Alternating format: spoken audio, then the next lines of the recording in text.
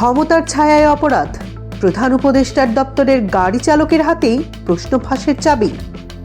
প্রবাদ আছে, প্রদীপের নিচেই থাকে অন্ধকার, কিন্তু সেই অন্ধকার যে এতটা গাঢ় হতে পারে তা বৃহস্পতিবার বিকেলের আগে কেউ কল্পনাও করতে পারেনি। ঘটনাটি রাজধানীর আগারগাঁওয়ে খোদ পাবলিক সার্ভিস কমিশন বা পিএসসি ভবনের সামনে, যেখানে তৈরি হয় জাতির মেরুদণ্ড গড়ার কারিগরদের ভাগ্য, ঠিক সেখানেই পাতা হয়েছিল এক ভয়াবহ ফাঁদ। তবে এবারের শিকার কোনো সাধারণ দালাল নয়। যৌথ বাহিনীর জালে যিনি ধরা পড়েছেন তার পরিচয় শুনলে আপনার চোখ কপালে উঠবে। আটককৃত ব্যক্তির নাম মাহবুব। তিনি আর কেউ নন, বর্তমান অন্তর্বর্তী সরকারের প্রধান উপদেষ্টার বিশেষ সহকারী ক্ষমতাধর ব্যক্তিত্ব আলী রিয়াজের ব্যক্তিগত গাড়ি চালক।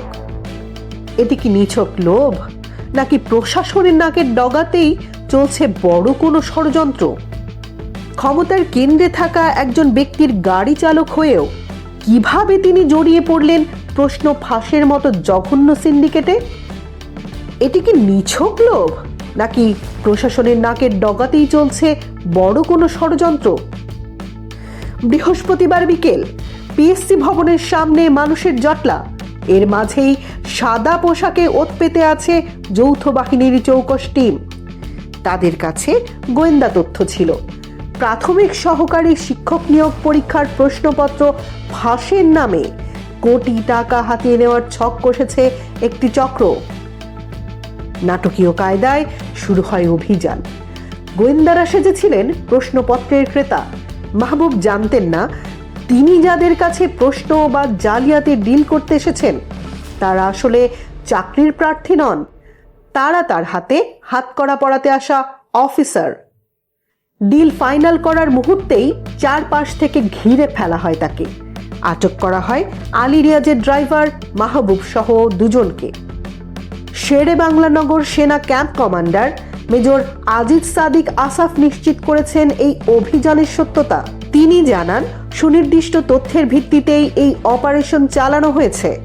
একজন ভিআইপির ড্রাইভার হওয়ার সুবাদে মাহবুব কি এতদিন ধরা ছোঁয়ার বাইরে ছিলেন? তার গাড়িতে কি শুধু প্রশ্নপত্রই থাকতো, নাকি আরো কোনো গোপন নথিপত্র পাচার হতো? মাহবুবকে আটকের পরই শুরু হয় জিজ্ঞাসাবাদের পালা। যৌথ বাহিনীর জেরার মুখে বেশিক্ষণ টিকতে পারেননি তিনি। বেরিয়ে আসে চাঞ্চল্যকর সব তথ্য। মাহবুব জানালেন তিনি একা নন, এই সিন্ডিকেটের শিকড় ছড়িয়ে আছে ঢাকার বাইরেও। তার দেওয়া তথ্যের ভিত্তিতেই রাতের আধারের অভিযান চালানো হয় টাঙ্গাইলে। সেখান থেকে গ্রেফতার করা হয় এই চক্রের আরেক মূল হোতা বিল্লাল হোসেনকে।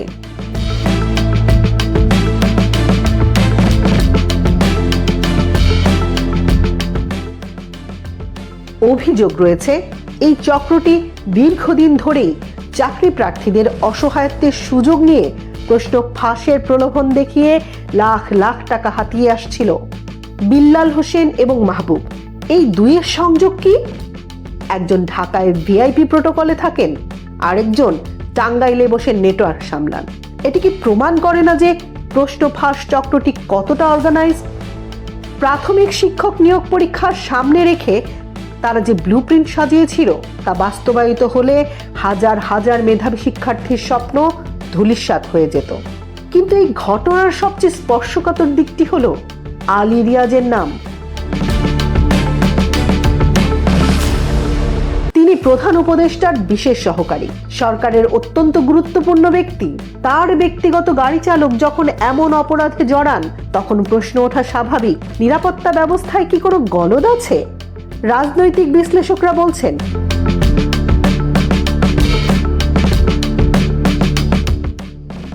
এটি অন্তর্বর্তী সরকারের জন্য এক বড় বিব্রতকর পরিস্থিতি। সরকার যেখানে দুর্নীতির বিরুদ্ধে জিরো টলারেন্স নীতি ঘোষণা করেছে, সেখানে খোদ বিশেষ সহকারী স্টাফই দুর্নীতিতে নিমজ্জিত।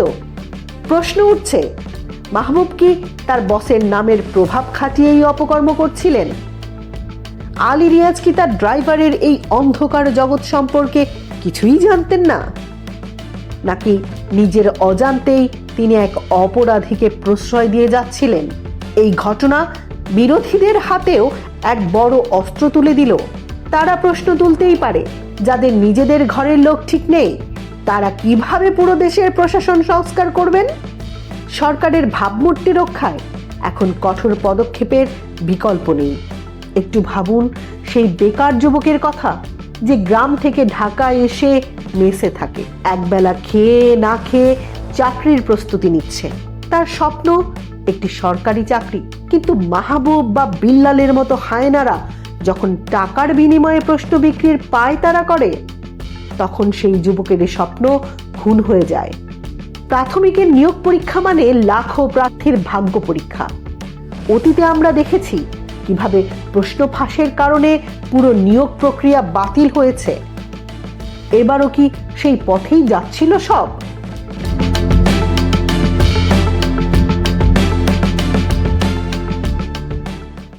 যৌথ বাহিনীর এই অভিযান হয়তো এবার রক্ষা করলো, কিন্তু প্রশ্ন থেকেই যায়, সর্ষের মধ্যেই যদি ভূত থাকে তবে ভূত তাড়াবে কে?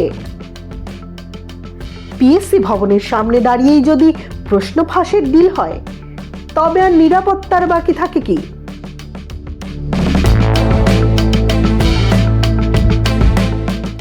মাহবুব এবং বিল্লাল এখন শেরে বাংলানগর থানা পুলিশের হেফাজতে। মামলা হয়েছে, তদন্ত চলবে।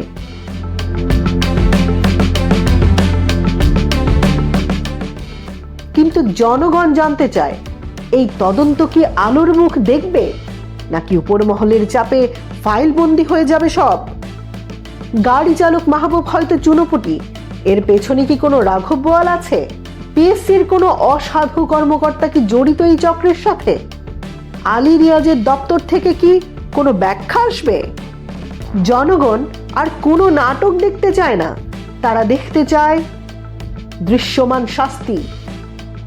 যৌথ বাহিনীর এই সাহসী অভিযানকে আমরা সাধুবাদ জানাই, কিন্তু মনে রাখবেন, আগাছা শুধু কাটলেই হবে না, শিকড় উপড়ে ফেলতে হবে।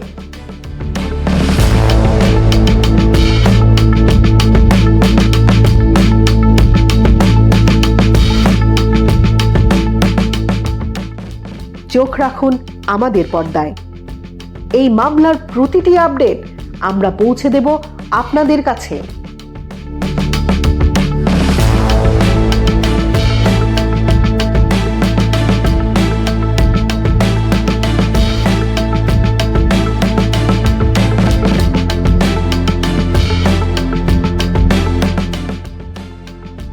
এতক্ষণ দেখছিলেন ইকো অফ বাংলাদেশ। প্রতিদিনের এমন নিউজ আপডেট পেতে সাবস্ক্রাইব করুন আমাদের চ্যানেল, সেই সাথে অন করে রাখুন বেল আইকন।